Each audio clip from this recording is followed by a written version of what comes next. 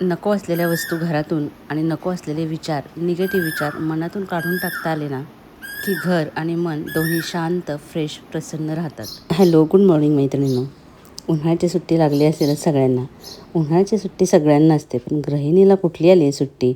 समर vacation म्हणजे गृहिणीचा workload double. पण काहीही असलं तरी उन्हाळ्यामध्ये काही एक्स्ट्राची कामं असतात आणि ती तर करावीच लागतात. काही दिवसांसाठी का होईना कुठेतरी बाहेर जायचं म्हटलं तरीसुद्धा घर व्यवस्थित आवरून ठेवावं लागतं.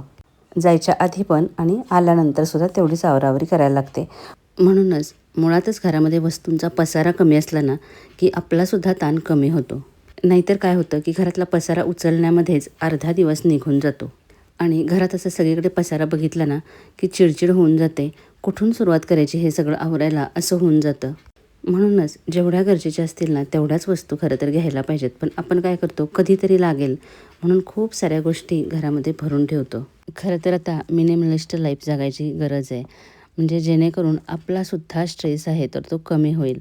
जितक्या वस्तू घरामध्ये जास्ती ना, तितका जास्ती पसारा आणि तितकाच जास्ती वेळ तो पसारा आवरण्यासाठी सुद्धा द्यावा लागतो. आणि मग स्वतःसाठी वेळ देता येत नाही. म्हणून वेळच्या वेळी घरातल्या नको असलेल्या गोष्टी डिक्लटर करायला पाहिजेत.